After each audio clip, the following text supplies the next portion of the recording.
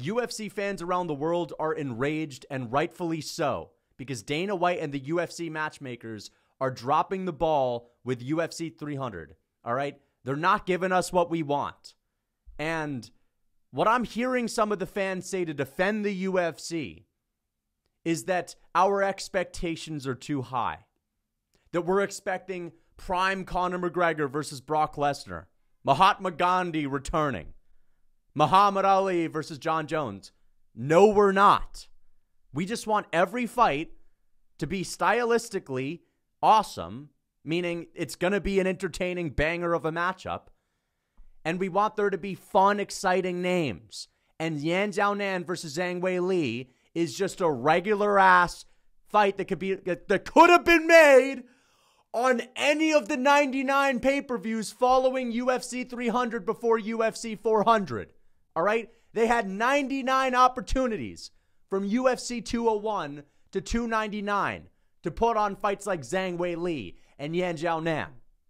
Okay? And so what I'm going to do is I am going to fix this abomination of a card. I'm going to fix it.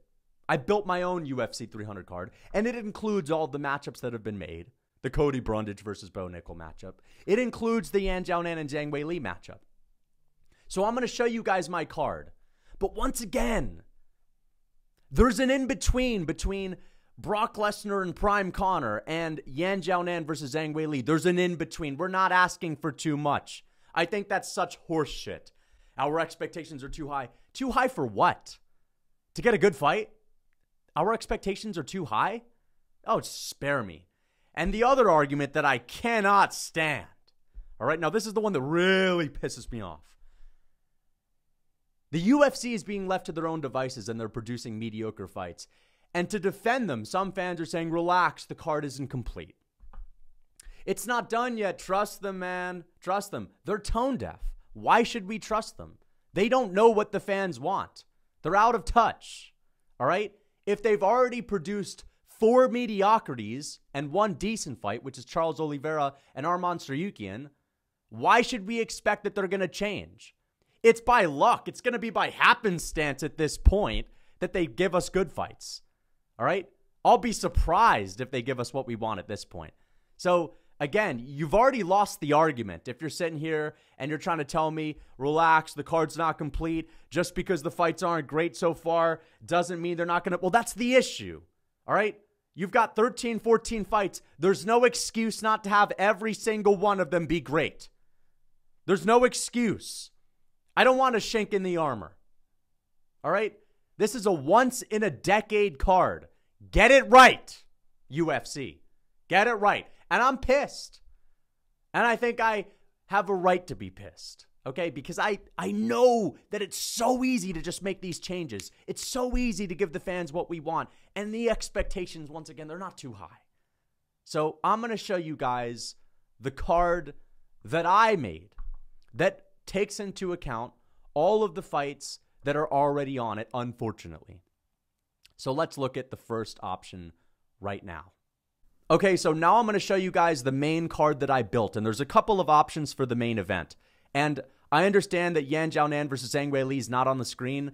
Just imagine that it is, and let's have a 6-fight main card, all right? So the first fight that I want to see is Cyril Gane and Sergey Pavlovich. 2 big names in the heavyweight division.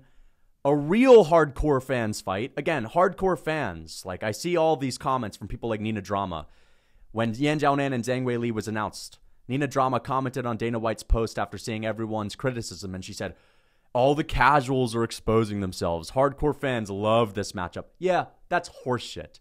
And also, you work for the UFC. Of course you're going to say that. Okay, what is this idea that hardcore fans have to be more hyped for matchups that have potential to be boring?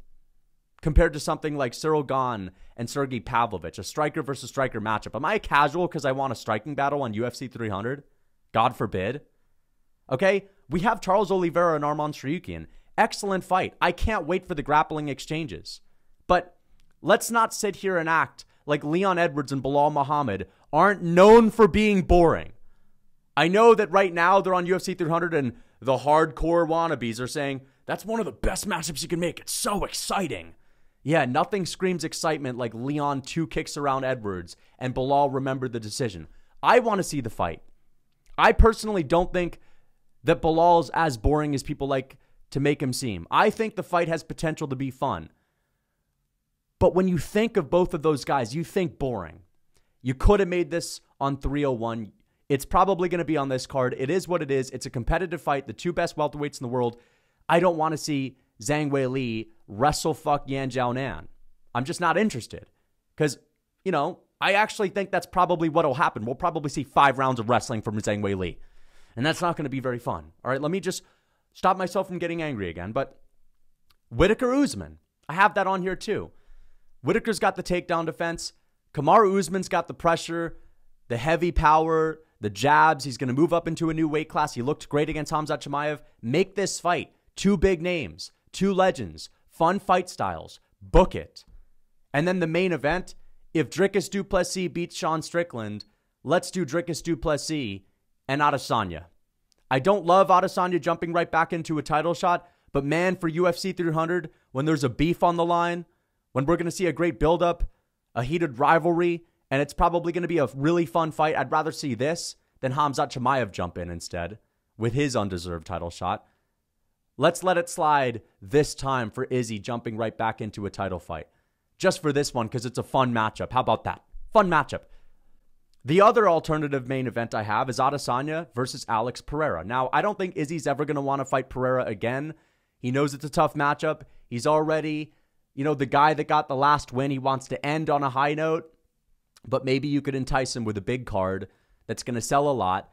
You could pay him a lot of money. And hey, there's the 205-pound belt on the line. What about that? Either of these matchups would be fun. Izzy, you can call him cringe all you want. He gets people to tune in. Even if you love to root against him, you're going to watch anyway. Is this too much to ask? The fights that I'm making, again, we don't need 50 title fights. Our expectations are not Brock Lesnar versus Mahatma Gandhi. Whittaker Usman is a matchup that's doable. There's no title on the line. That's just a fun fight. Cyril Gane, Sergey Pavlovich, that's just a fun fight. That's all we're asking for, and they have no excuse not to do this. And as I said in the beginning of this video, if you expect the UFC that's already tone deaf in regards to what the fans really want, that's already giving us these like underwhelming fights that are just regular ass pay-per-view fights, why do you expect them to change? You shouldn't. You have to call them out. And you're also probably going to say, well, what about Whittaker? He's fighting Paulo Costa. He can't be on this card. Paulo Costa hasn't even signed the contract, at least according to him. Once again, the UFC, they're not able to figure these things out. I listened to Paulo Costa's interview the other day because the first thing I wanted to know is he actually going to fight? UFC, where are you at? I mean, this guy's public enemy number 1 as far as pulling out is concerned. You better be listening in on his interviews. And you better be hearing that he hasn't signed the contract, that he's looking to pull out as well. All right, pull him. Pull the plug on Paulo Costa and tell Robert Whittaker to slow his roll on this training camp. Book him for Kamaru Usman. This is all doable. It's not so hard to manage. So once again, spare me with the bullshit where our expectations are too high or the UFC is going to fix it when they're already showing that they're complacent, they're lazy, they don't really tune in to what the real fans are saying. They don't fucking know. If you let the UFC cook, they're going to produce more bullshit. By luck, we'll get a good fight. We lucked out with Charles Oliveira and Arman Tsarukyan because the norm right now is Bo Nickel, Cody Brundage. The norm right now is Alexander Rakic versus the most exciting fighter in the UFC. You put him against Rakic, that's the norm right now. Yan Jiaonan versus Yang Weili. The norm ain't working. All right, let's look at the prelim card. As always, we have the Bo Nickel fight. We know it's on the card. I don't need to show it on screen. But I also made a really fun one between Jan Blachowicz and Khalil Roundtree. Once again, they should have done Jan Blachowicz and Yuri Prohaska. I know he got injured and he pulled out of UFC 297, but he'll probably be ready for this one. But they already made Prohaska and Rakic. Let's do Khalil Roundtree versus Jan Blachowicz. A striker versus striker battle. It's going to be fun no matter what. Make it happen. I also added Dominic Cruz and Cody Garbrandt too. 2 old heads going at it. A fun rematch. It's going to take us down memory lane. Let's see this fight. The first fight was entertaining. This will probably be entertaining too. It's going to be a fun build-up. It's just going to be cool to see these guys in the same room together in general. We have Jim Miller. The UFC promised him a spot on this card. Let's make it happen. If he wins this weekend, all right, or even if he loses, if he doesn't take too much damage, let's turn him around and let's put him up against Bobby Green, another OG of the fight game who's going to have a fun interview on media day. It's going to be a fun fight. Let's make this happen as well. And you also see Josh Emmett versus Giga Chikadze. And I know Emmett's been talking about fighting Max Holloway. Slow your roll, okay?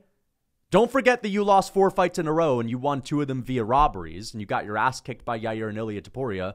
You land 1 flush punch on a guy that can't strike in Bryce Mitchell, who took the fight on short notice, and you think you're going to get a Max Holloway #1 contenders fight? Slow down, okay? Let's do you versus Giga Chikadze. Let's book that again. Again, I'm just making fun fights. There's nothing that's like extraterrestrial about Jan Blachowicz and Khalil Roundtree. The same thing can be said for any of the other matchups that I've made. Our expectations are not too high. They're exactly where they should be. There's no excuse. Every single fight should be amazing. The fact that some of these aren't amazing is an issue in and of itself. That's that. Let's hope the UFC can see this video. Let's hope that they can see the card that I built, because this is the only way to save it. But we're probably going to get something along the lines of an Alexander Pantoja fight or another WMMA fight. 2 WMMA title fights. That's what we're probably going to get. Until next time.